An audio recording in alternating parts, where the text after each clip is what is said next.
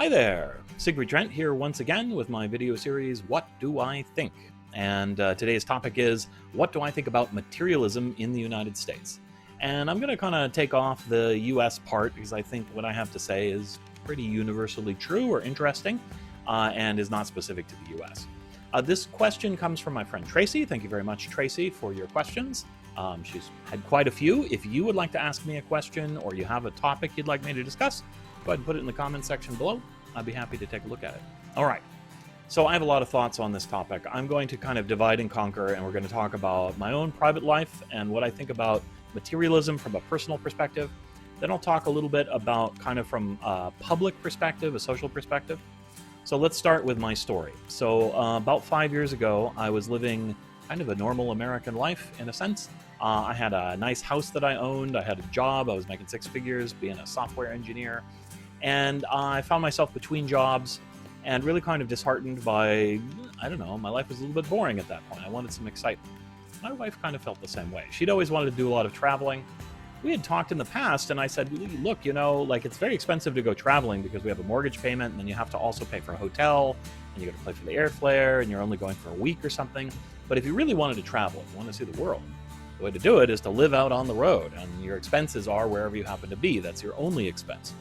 And you save money on all the investment of stuff that you have back home and the debts and so on and so forth. And you live this other kind of a lifestyle, but it has a lot of limitations. You can't own a lot of things. You have to pretty much carry what you can carry on your back, so to speak. I mean, maybe put in a few boxes and ship it around. You can do that these days. But the more stuff you have, the harder it is and the more expensive it is. So I said, why don't we try it? Let's go adventuring. And she agreed.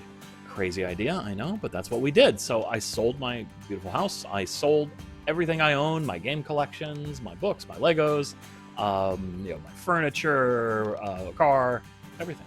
Bought a travel trailer, put a few things I had left over in there, got a truck, and we went driving. We drove across America for 3 years, living on the road, kind of vagabond style, but with a healthy bank account.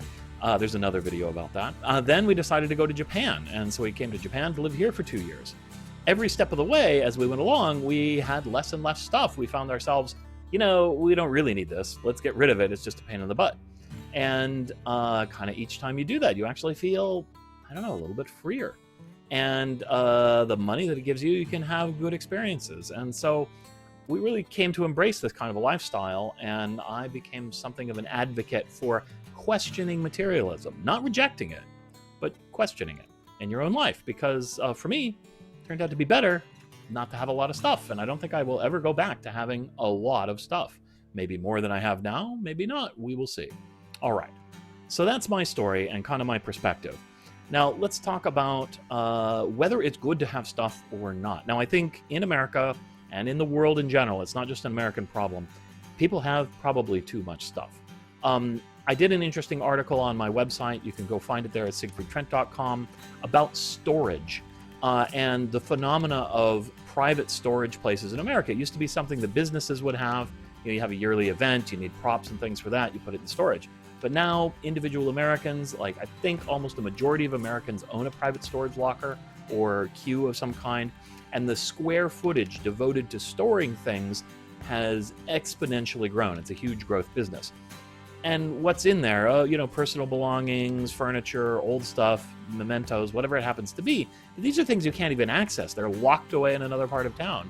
You cannot actually use them except if you go out there and dig the thing out, but nobody does that. People abandon these things. There was a cool show where people buy and sell them. At any rate, it's just all this stuff, and it seems like useless junk, and they're paying a lot of money. This is a big industry now, just to store things they're not using. It seems crazy to me. I mean, it's a bit weird to just have all this stuff that you can't use such that you have to go store it, and then to lock it away and pay for it. It seems crazy to me. I think people get a kind of treasure hoarding mindset. Sometimes they get a sentimental attachment to the items and they feel like you can't let them go. Sometimes they feel responsibility to these items, like this thing needs to be preserved, like you are the Smithsonian Museum or something. It's not really the case. And I think people could benefit both financially and psychologically by letting these things go, absolving themselves of responsibility for this old stuff that they have. Either trying to find somebody who actually needs it and can make use of it, or politely disposing of it. And if you're going to politely dispose of it somehow, I mean, it's going to fill up a landfill somewhere, to be honest, or get burned and go into the atmosphere, or something is going to happen with it. Then try not to get more stuff that you're going to need to do that with, right? And that involves being a little bit more thoughtful about what you buy. And here's what I think the key is. You should think about yourself, not your stuff. So you're kind of what's important, and the things that you buy should service you. Think about what your needs are, why you're buying this thing, what it's going to do for you, and also what cost it will have. Do you need to maintain this? Do you need to do a lot of education in order to use this? Is it something that you're going to use in your daily life, or is it just something you're going to use once? Are you just curious about it? Is it just something funny? I think you need to think about what utility you're going to get for it, what cost you're paying for it, and what kind of the ongoing cost is. The storage cost, the space, the mental concentration needed to remember where you put the thing, and to put a place for it, and to build a shelf for it, and all these things. I think these things can end up costing you a lot more than you're getting back from them, and people are not really considering that. They're just like, oh, there's something cool, I should buy it. It makes me happy. You get this little moment of happiness when you buy it. I think there are other ways to get moments of happiness by spending your money, but if you are going to buy something, try to think carefully about what it's doing for you, how long you're going to have it, how long you're going to need it, and then what are you going to do when you don't need it anymore. And if you go through all this mental gymnastics, I think you're going to cut out a lot of the things you might normally buy. This is going to save you some money, it's going to save you some headspace, and you're going to be able to concentrate on the things that really give you value and pursue the goals in life that you actually have.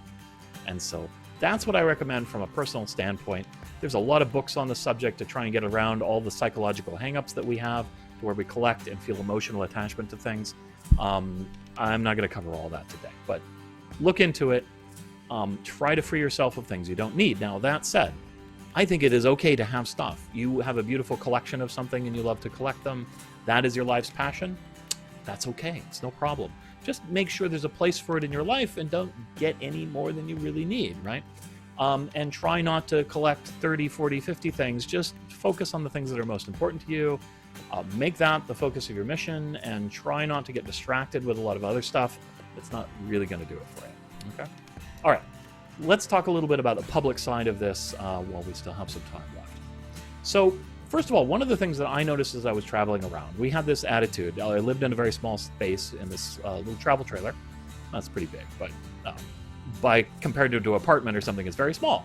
Part of my attitude was the world outside is my living room. That is where I live. That is where I do things. Home is kind of a base. It's where I sleep. It's where I keep things. But I'm really doing my living outside of the house. And as we traveled around and we saw all these wonderful places and buildings and parks and museums and things like that, we were really enjoying what's out there in the public to be shared. And it really makes a lot of sense to me. There's this big fountain here. Yeah, it's pretty expensive. If I wanted to put it in my house, I might have to spend $2 million. But it's here, and every day people are coming to enjoy it from all over the city, from all over the world sometimes. The amount of enjoyment, the amount of value that this shared resource gives is far greater than anything we could squirrel away in our house. And so if we all spend more time enjoying shared resources, creating shared resources to be enjoyed, spaces that we can enjoy with each other, then I think that's great. Of course, sometimes you want private time, and I think that makes sense. Stuff at home, if you want a quiet, secluded environment, you want to enjoy some things, that's great. But I think we can spend more time enjoying public shared resources. We could all save a little bit of money. We could save a little bit of the environment, right? And we can come together and have more community and cooperation. I think that's great. So I really believe in these kinds of spaces and these kinds of missions. And I really admire people who maybe acquire some expensive piece of art or something very valuable, and then they give it to a museum or they share it in a show, and then everybody can kind of enjoy it and share in the value of the thing. And I think that's really good. Okay, so there's that. That's the kind of win-win side. Here's the tricky, tough part. Okay, if we all stop buying things and we stop being consumers, we save our money, and we kind of live this minimalist lifestyle, there's a real downside and a real danger. And that is, like, the economy in the US and the capitalist economies around the world, which are very vibrant, create a lot of wealth, create a lot of joy for people, are also really dependent upon us buying and buying and buying more and more stuff all the time and being continual consumers. And we understand that that's very dangerous for the environment in the long term. It can be very wasteful for resources. We understand these problems, but if we all stop, what are we all going to do? because for every little thing you buy, for everything you consume, somebody's making money. That puts food on their table, it puts a roof over their head. So if you stop buying Kiss Me I'm Irish t-shirts, somebody loses a job, right? And that affects their bottom line, and our economy is like a giant pyramid scheme, right? And that's not necessarily bad, right? But a lot rests on the idea that we're all in demand for other things people need to do, because not very many of us, let's be honest, with technology, need to be farmers. The amount of farmland and irrigation has gone down while the amount of food available has gone up. We don't all need to build houses. Only one house can last for 20, 30, 100 years in some cases, right? And they could get built in a week or two. Usually they don't, but they could be. And so, like, we don't actually need everybody to satisfy the basic needs, but we need everybody to be participating in society so the people who are providing those basic needs can get something of value, and we can offer something of value back to them. And so we end up in a bit of a conundrum as to what do we do if we adopt a minimalist lifestyle? How do we keep everybody busy and everybody participating in the economy? I'm not here to answer that question. I'm just here to pose that it's a real challenge that we have to address.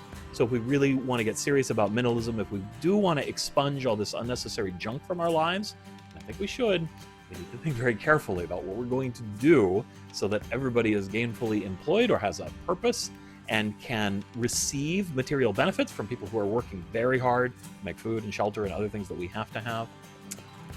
It's a big challenge. I don't have an answer for that. I think it's incredibly complicated. We're all going to have to put our heads together, and we're going to have to work together to figure these things out. So that's what I think about materialism. I think we should all think about it and its role in our lives. Not all of us need to reject materialism. It has its upsides and it has its benefits. But I think for the majority of people, it is kind of slowly poisoning them and poisoning us and setting us up in this kind of situation where the dominoes can start to fall very easily. You take one link out and the whole chain of demand starts to fall apart, and it puts us in a very precarious situation. We've experienced a little bit of that recently, and I think more of it will be coming soon. So we need to think how we're going to solve these problems. Okay. Well, that's all I've got today on materialism in the United States. Thank you again, Tracy, for the question. If you have your own questions that you'd like me to address, please put them below. If you disagree with me, I'm happy to hear about it. If you have comments or criticisms, I like those too. I will be nice, I promise. And if you like my videos, please like and follow the channel. You can click the notify button if you want to find out when new videos are available. I do them about once a week. Thank you so very much for watching. Okay, bye-bye, everybody.